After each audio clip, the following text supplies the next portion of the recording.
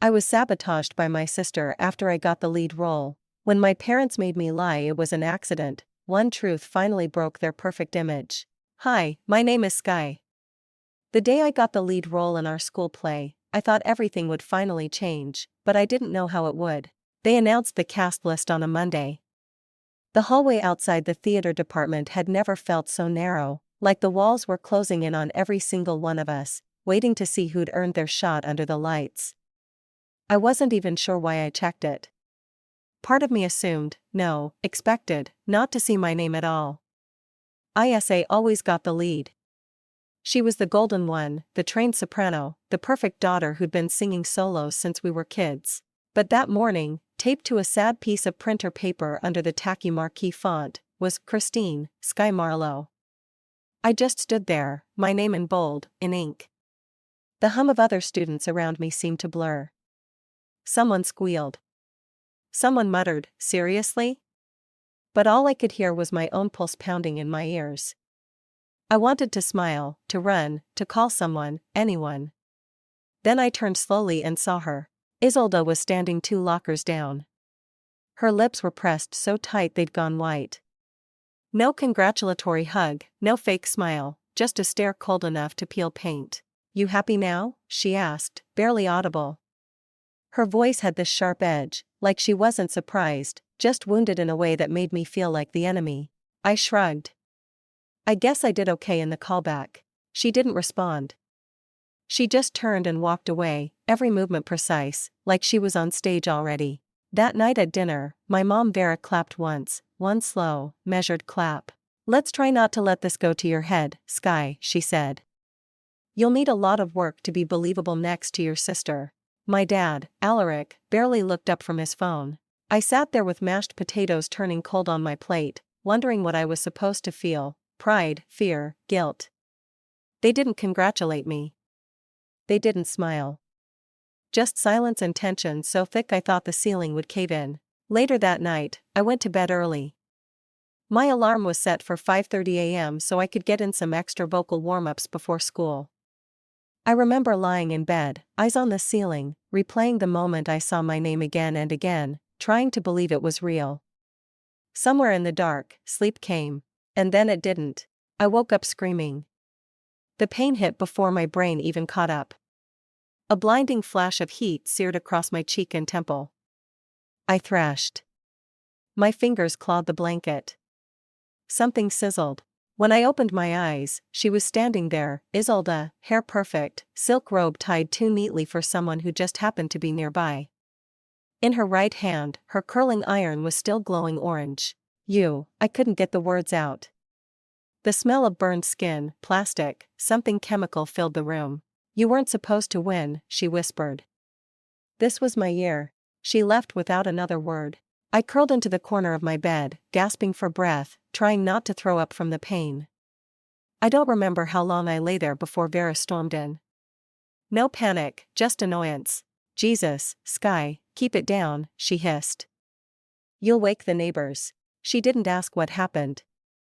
She didn't scream at Isolde. She yanked the comforter off the bed and stared at my face like I was the one who'd ruined something. We need to fix this, she said flatly. Can't have your drama jeopardizing your sister's college apps.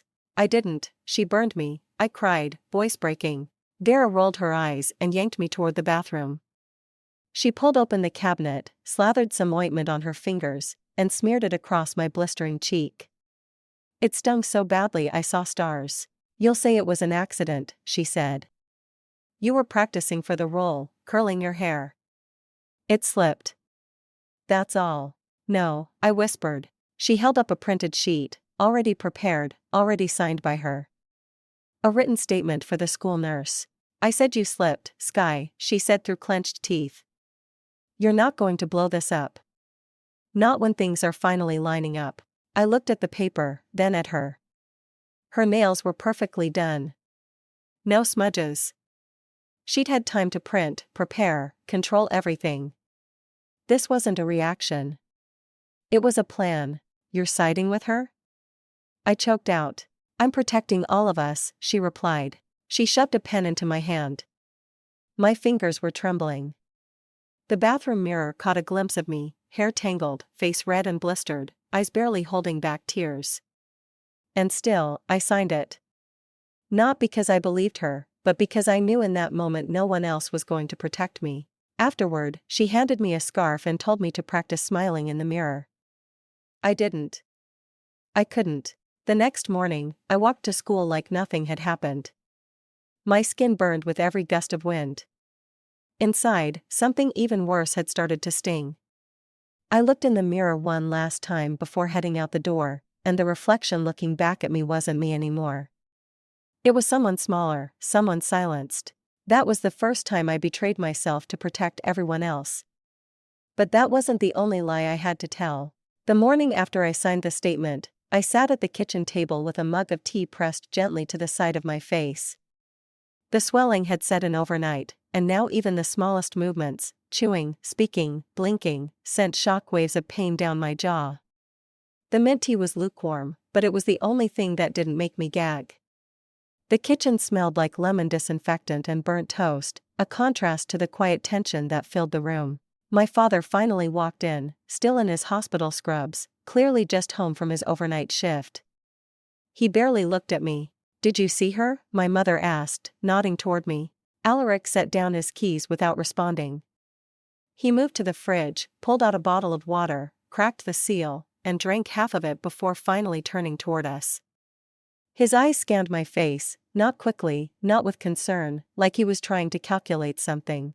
I straightened up, silently pleading for something, anything, a flicker of doubt, of outrage, of acknowledgement. Instead, he said, "You can't go to school like that.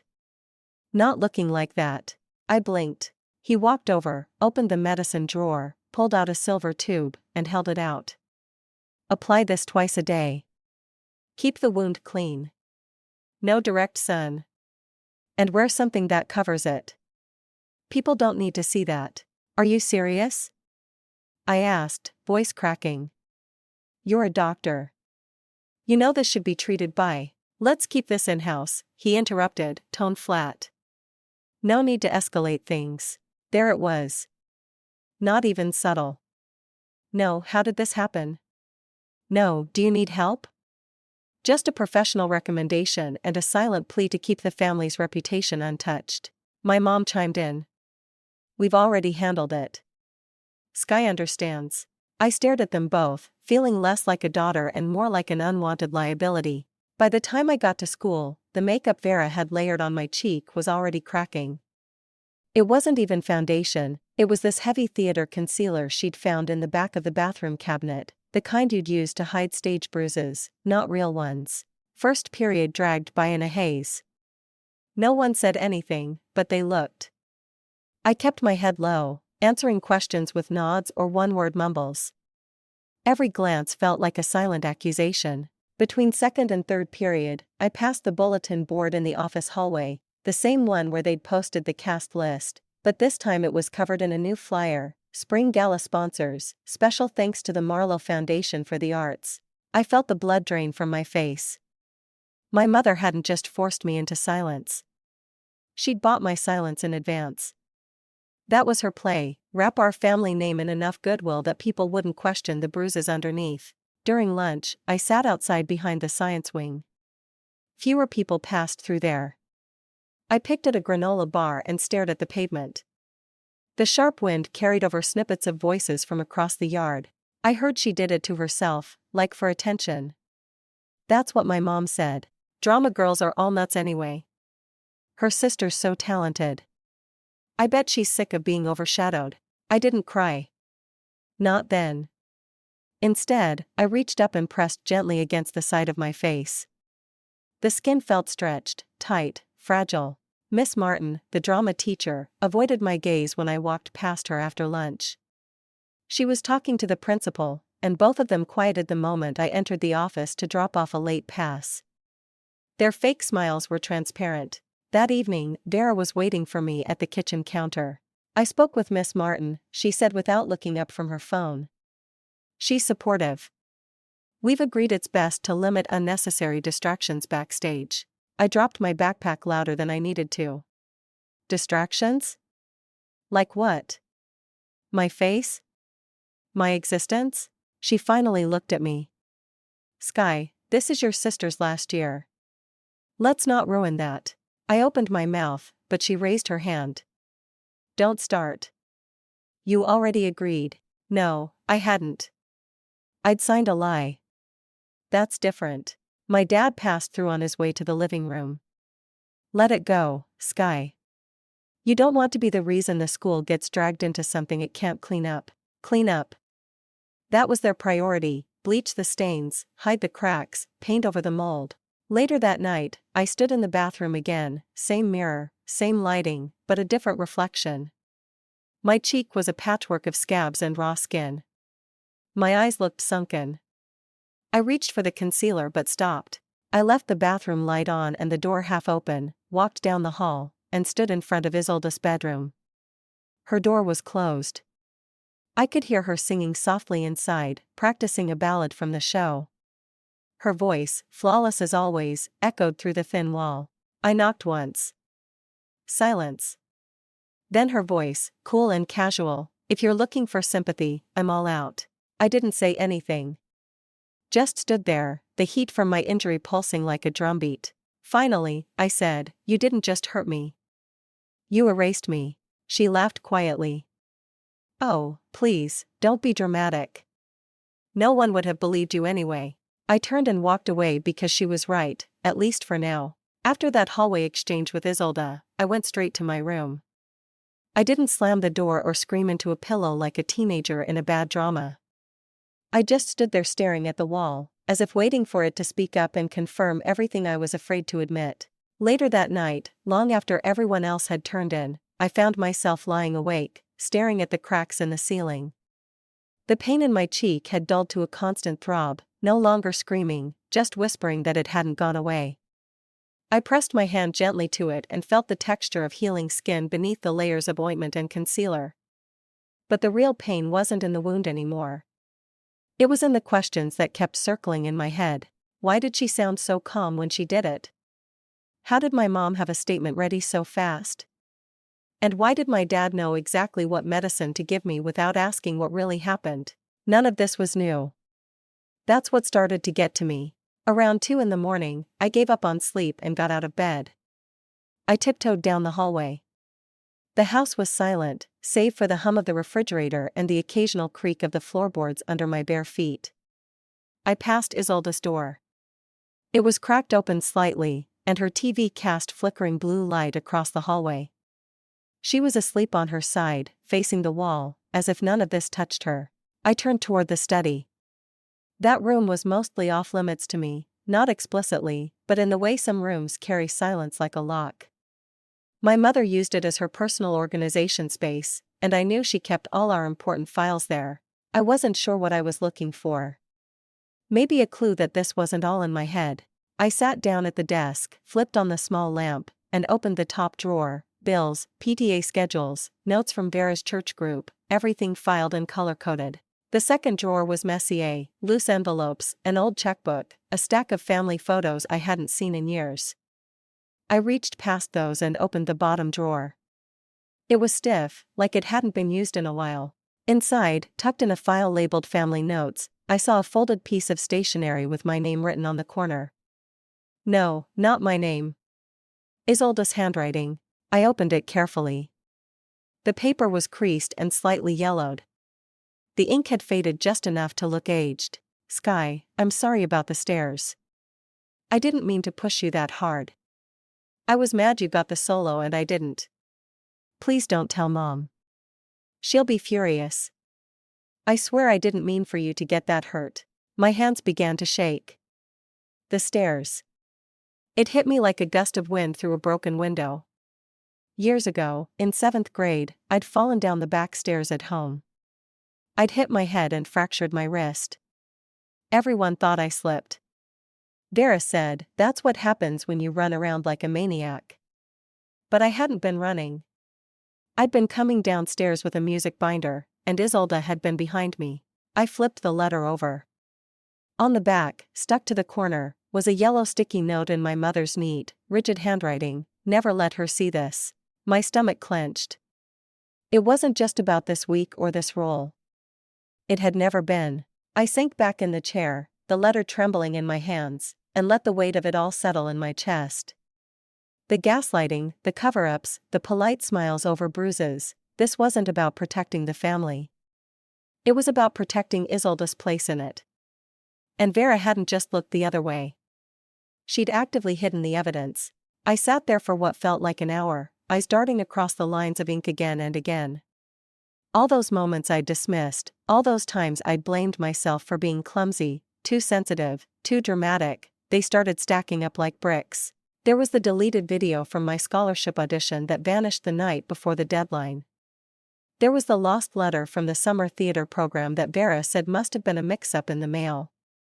There was the time my favorite dress was found in the trash days before my choir solo. Now it all felt intentional.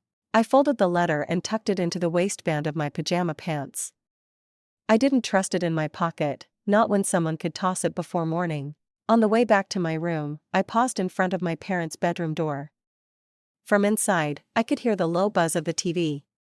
They were still awake, probably watching the news, sipping wine, wrapped in the delusion of normalcy they worked so hard to maintain. And me, I'd finally woken up. Back in bed, I didn't sleep. I couldn't. My mind played through the past like a silent film on repeat. I saw every bruise, every glance away, every fake smile from teachers who'd heard rumors but never asked questions. And I whispered to myself, so low it barely reached my own ears, I'd been taught to protect everyone, but who's protected me? The room didn't answer, but I knew one thing, this time I wouldn't let it go. The letter never left my possession after that night. I folded it carefully and slid it behind the mirror in my bedroom, right at the edge of the frame where no one else would think to look. Every time I passed it, every time I touched that corner, it reminded me that the version of my family I'd always clung to, orderly, respectable, unified, was a story Vera had curated like a PR campaign. By the time Friday rolled around, the bruising on my cheek had started to fade into a muddled blend of yellow and gray. The pain was duller, but it pulsed beneath the surface like a warning signal. I got up early, took my time applying concealer in layers, smoothing it out as best I could with the cheap sponge from my drawer. I pulled my hair forward, even though I hated how it hung in my face, and stared at the reflection. It wasn't perfect, but I looked presentable enough to avoid another round of whispers. I got to school a few minutes before the bell, slipping into the side hallway where the drama bulletin board was posted. My steps slowed when I saw the crowd clustered around it, faces tilted upward, eyes scanning. Something had changed. I squeezed past a few freshmen. And there it was, the updated cast list for the spring musical. The same white sheet, same bold typeface, same location, except now the lead read, Christine, Isolde Marlowe. My name was gone. No strike-through, no footnote, no explanation. It was like I'd never existed. Miss Martin passed behind me as I stared. She didn't pause, didn't greet me, just walked into the theater room with her clipboard tucked close to her chest. I followed her inside. The stage lights were on low, casting soft shadows across the black box stage. A few of the other cast members were setting props, chattering lightly about rehearsal changes. I walked straight to her office in the back corner, knocked once, and stepped in. She looked up, startled. "Sky, can I help you?" I held up my hand, keeping my voice steady. "What happened to the cast list?" Miss Martin sighed, setting her clipboard aside.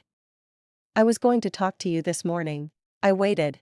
"We thought it would be best to make some adjustments," she said. "Given everything that's happened." I took a step forward. "What does that mean?" She leaned back in her chair. "You've been under a lot of stress. The accident, the tension with your sister. Your mom mentioned it might be overwhelming for you." "My mom?" I blinked.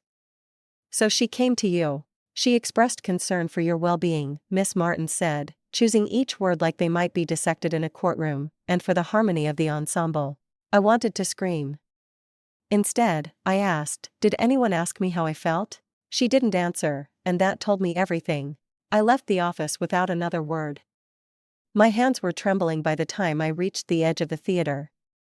Isolde was center stage, chatting with the choreographer, laughing like none of it mattered, like I hadn't earned that role, like she hadn't taken something she had no right to touch.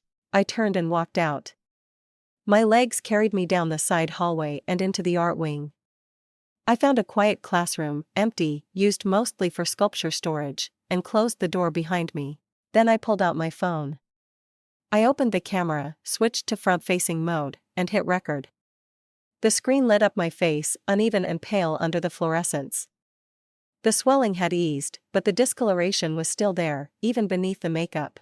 "My name is Sky Marlowe," I said.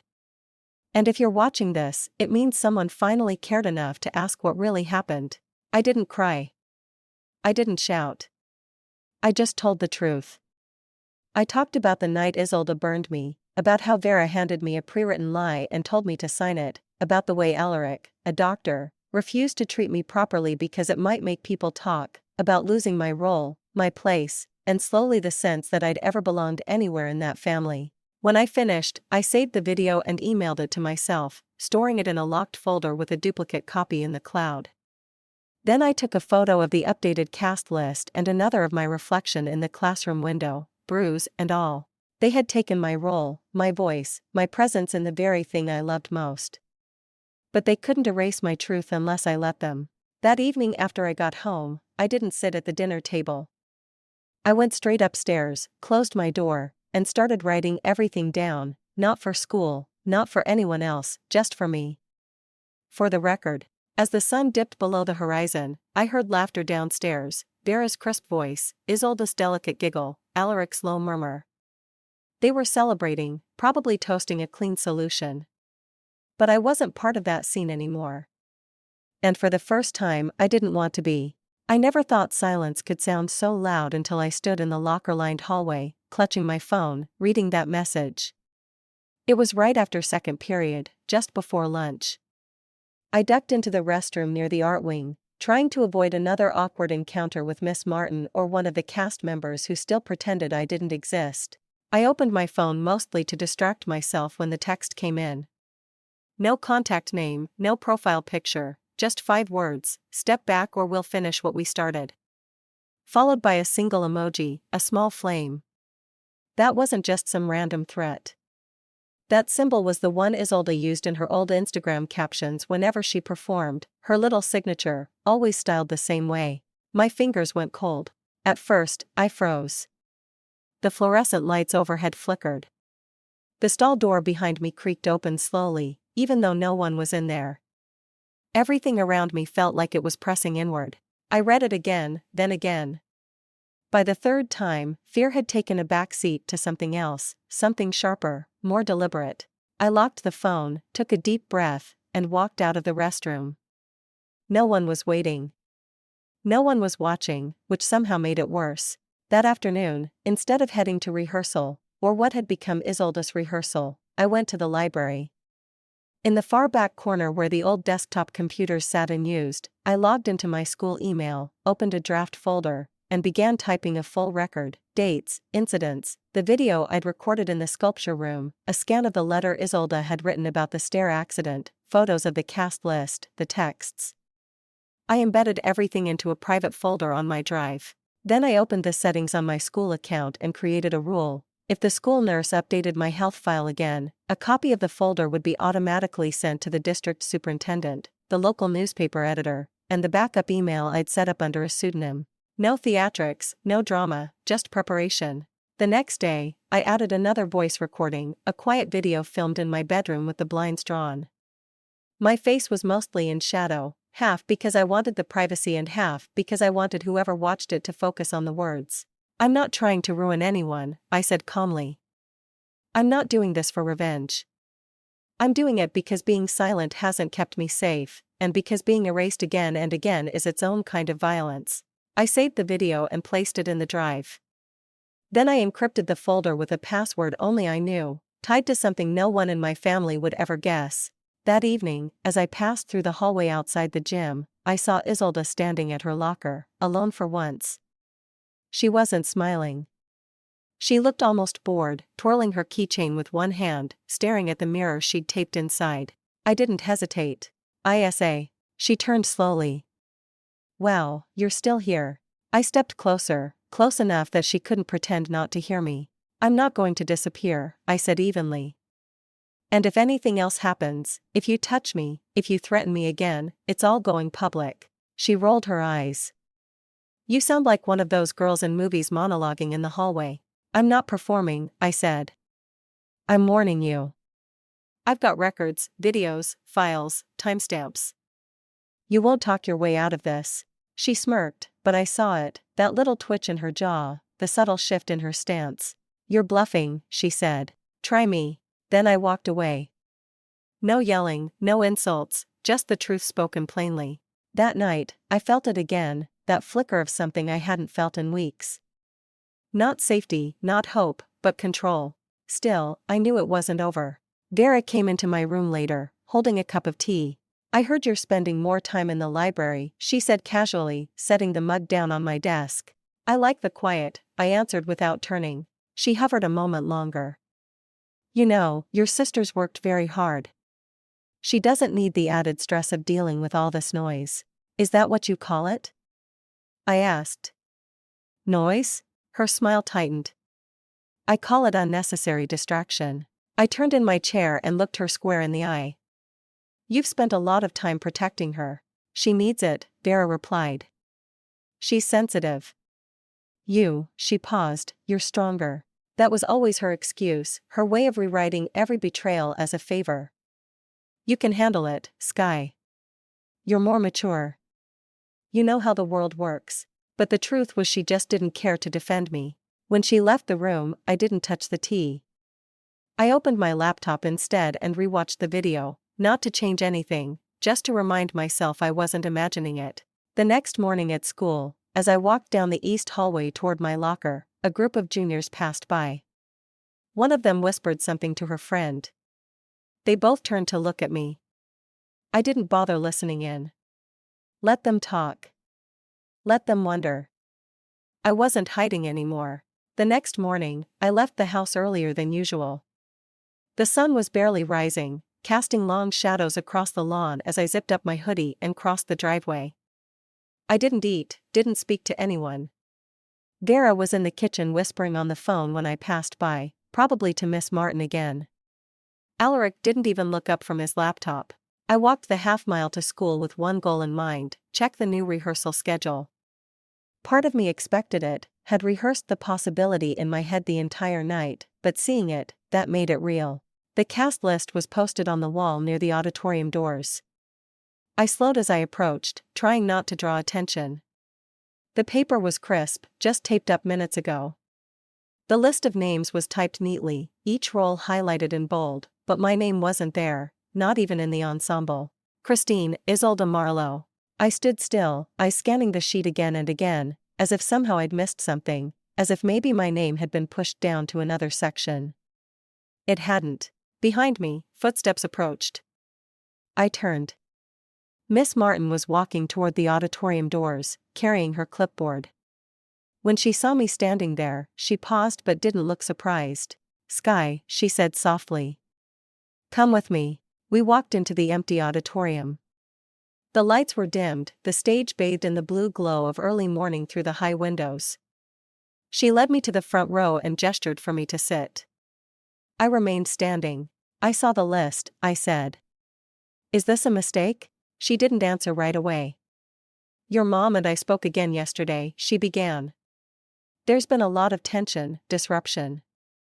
I decided, it would be better for the overall stability of the cast to move forward with someone more consistent."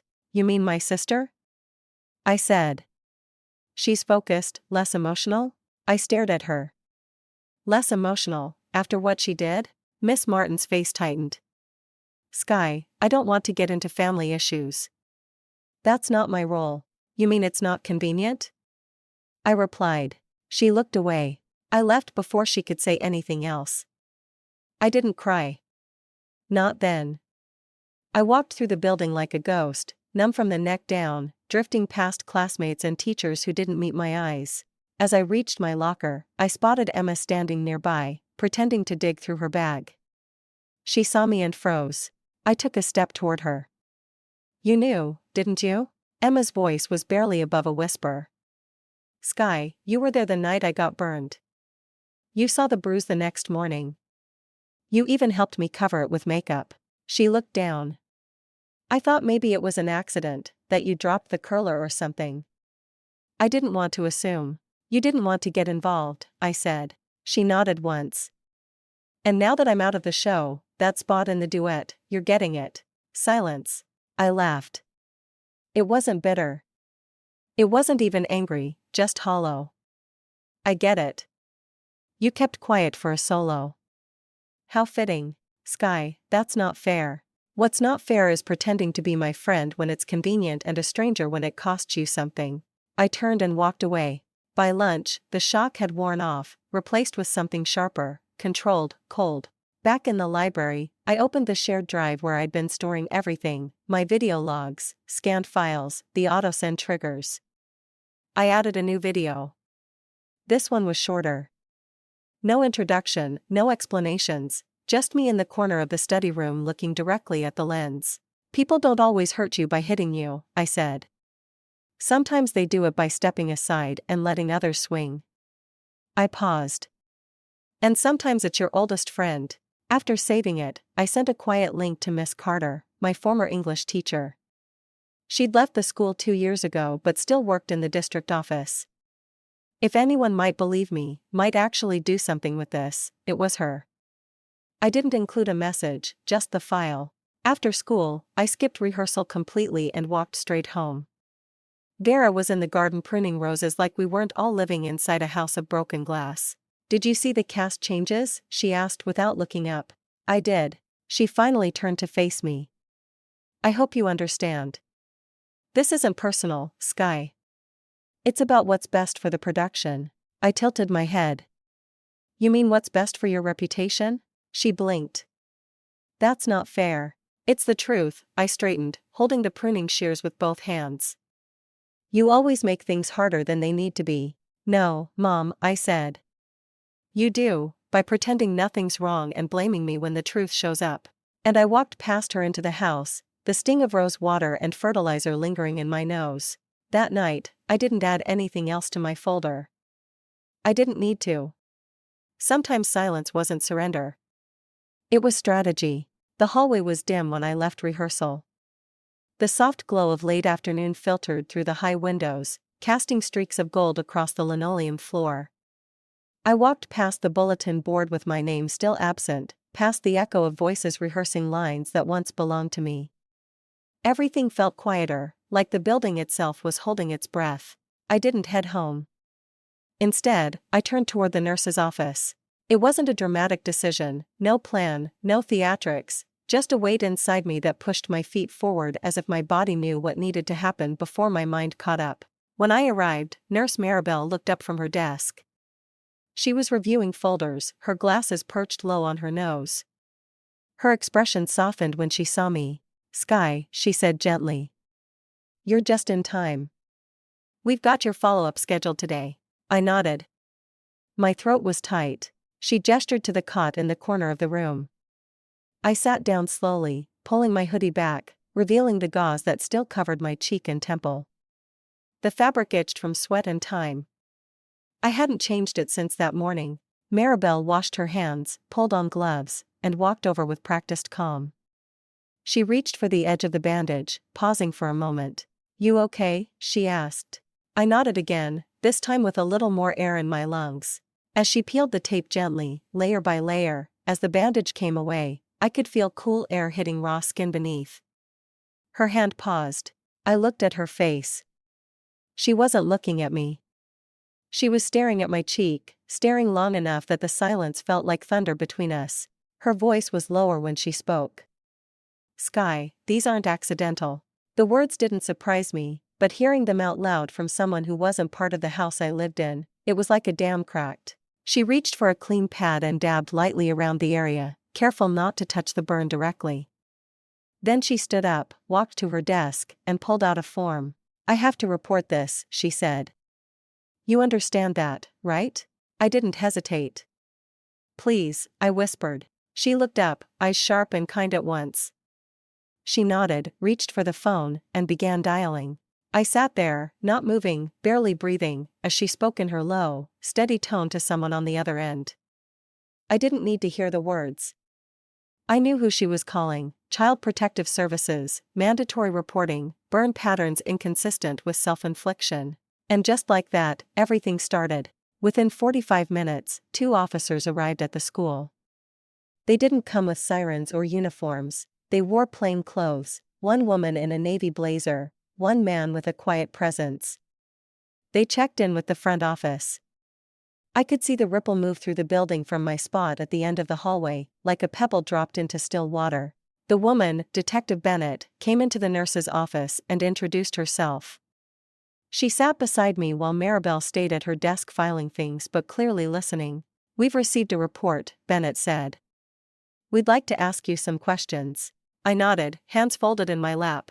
She was kind, careful. She didn't ask me to relive the burn, just asked how it happened, when, who was there.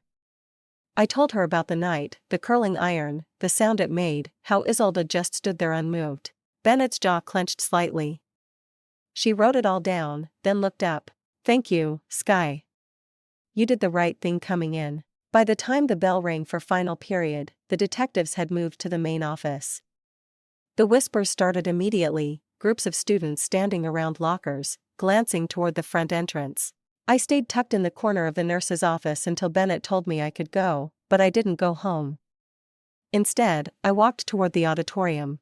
Inside, rehearsal was in full swing. Isolde stood at center stage singing the high note in her solo. Her voice filled the space as perfect as always, crisp and bright. Miss Martin stood at the back of the auditorium, arms folded, nodding along. I stayed behind the doors, watching through the small window. Then the main doors opened again. The detectives entered. Everyone noticed immediately. The piano stopped. Isolde's voice trailed off mid-phrase. A few cast members whispered. Miss Martin straightened, confused, then alarmed. Detective Bennett stepped forward and addressed the group calmly. "Sorry to interrupt. We're looking for Vera Marlowe and Isolde Marlowe." There was a beat of silence. Then Isolde stepped off the stage slowly. Her face paled. From behind me, I heard the sharp click of heels.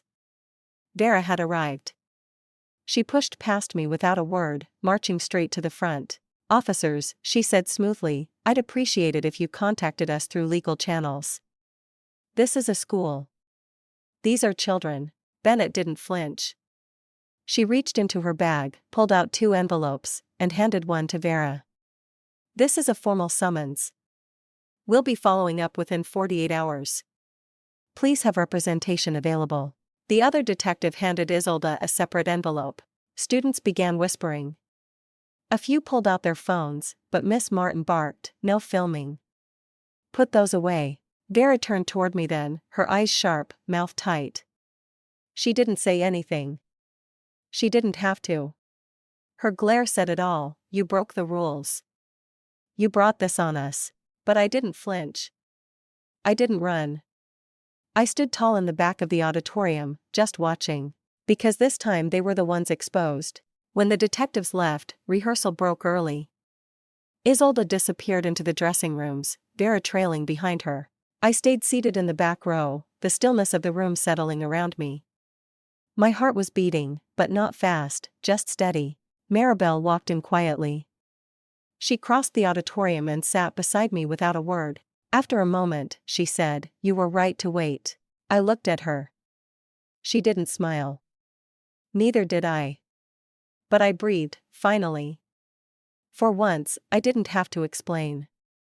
I didn't have to defend. For once, the truth was louder than their performance. And it wasn't my voice saying it.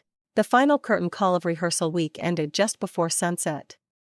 As students filtered out of the auditorium, chatting about costumes, cues, and cast party plans, I stayed behind, tucked into the shadows near stage left where the scent of old velvet and pine from last month's Christmas set still lingered in the air. I wasn't there to perform. Not anymore. But I wasn't there to disappear either. Opening night was less than 24 hours away. I didn't rehearse. I didn't need to. I already knew every line, every cue, every lighting change. I knew because I had lived them, until I was erased from the role I earned. But now I was playing a different part, one with more gravity than applause. Later that evening, I sat cross-legged in the hallway outside the dressing rooms, headphones in, eyes closed, letting the score play through one last time. I could hear Isolde's voice in the background, rehearsing scales behind the thick wall. She was still chasing perfection even now. Her notes were flawless, but I heard the strain in her breath, the small break in her voice she probably blamed on dust or allergies. But I knew better. She was nervous because she knew the spotlight didn't belong to her anymore. Not truly. Friday arrived like a held breath. The building buzzed all morning. Teachers smiled more. The principal gave his usual "let's make this a night to remember" speech on the morning announcements. Parents and donors were expected, the superintendent too, maybe even a local news team. The show started at 7 p.m. By 6, I was sitting backstage, not in costume, but in black jeans and a soft blue sweater. I'd told Miss Martin I was there to help with transitions and crew traffic. She accepted that answer quickly, too quickly, like she didn't want to admit she was relieved I wasn't making waves. But I had no intention of staying invisible. Through the gaps in the side curtains, I watched the audience fill in row by row. Maribel arrived early and took a seat in the front.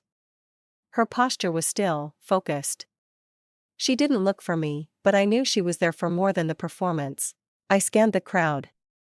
Alaric was seated near the aisle. Vera, next to him, crossed her legs and adjusted her scarf 3 times before the lights dimmed. No sign of Isolde's friends. Odd. The music began.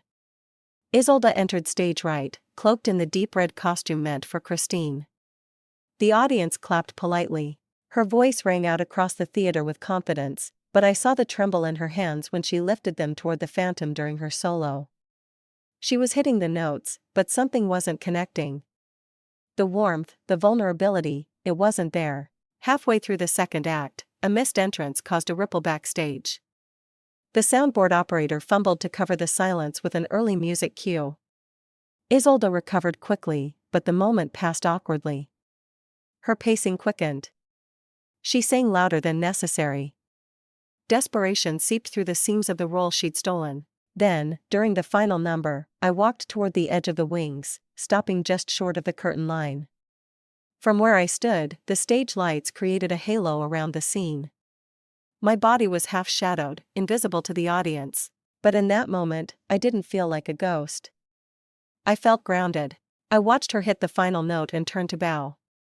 And just as the applause began, light, polite, nothing like she expected, I stepped forward, not onto the stage, just enough that the house lights caught me briefly. A few gasps. Vera turned her head sharply. Alaric leaned forward. And then Maribel stood and clapped, once, twice, then again. The rest of the audience hesitated, unsure. Some followed her lead, some didn't. But in that moment, I wasn't the one trying to be seen. I already was. After the show, I stayed behind as the rest of the cast celebrated in the hallway, trading flowers and selfies. Isolde exited the stage door with a fixed smile, cheeks flushed, mascara just beginning to run at the corners. She avoided my eyes as she passed. No words. I waited until most of the crowd had gone before heading toward the main office where the flowers were being sorted for the cast. One bouquet sat apart, roses, lavender wrapping, a gold card, "To Annabelle, you were magnificent. Love, Mom." I stared at the card for a full 10 seconds before lifting it gently. Annabelle was Isolde's middle name. I didn't cry. I didn't even sigh. Instead, I walked it over to the nearest trash bin and dropped it in. On my way out of the building, I handed the bouquet to the janitor near the entrance. "Would you like these?" I asked. He looked surprised. Sure." I smiled politely. They weren't meant for me. Outside, the night air was crisp. Spring had finally started to take root. The sky above the auditorium was deep indigo, and I could hear the muffled cheers from the cast party spilling out from the cafeteria wing, but I wasn't heading there. As I walked across the lot, my phone buzzed, a text from Maribel, "You stood taller than anyone on that stage." I didn't respond right away. Instead, I typed slowly, carefully, "If they can't say my name, they don't get to write my story." Then I put the phone in my pocket and kept walking, one step at a time, away from the theater, away from the noise, toward whatever came next. The stage was done, but my life, my real life, was just beginning. 3 days after the final curtain call, I packed my bags quietly while the rest of the house slept. It wasn't dramatic, no yelling, no slammed doors, no last-minute arguments. I simply folded my clothes, tucked my journal between two sweaters, and slipped the letter Isolde wrote years ago into my back pocket. Celestine, my grandmother, met me at the curb in her old Buick. She didn't say much when I climbed in, just leaned over, kissed the top of my head, and said, "We've got fresh biscuits and honey waiting at the house. You hungry, baby?" I was starving, but not just for food. Her home sat on the outskirts of town, past the rows of identical subdivisions and into the quiet where properties were spaced out and porches still had rocking chairs. When we pulled into her gravel driveway, the wind chimes hanging from the eaves greeted us like old friends. Their gentle music stirred something in my chest that had been locked away for too long. Inside, the smell of cinnamon and something buttery greeted me before the door had even closed behind us. The kitchen light was warm. The table already set for two. A teapot hissed quietly on the stove. Celestine didn't pepper me with questions. She didn't ask for explanations or make me relive anything.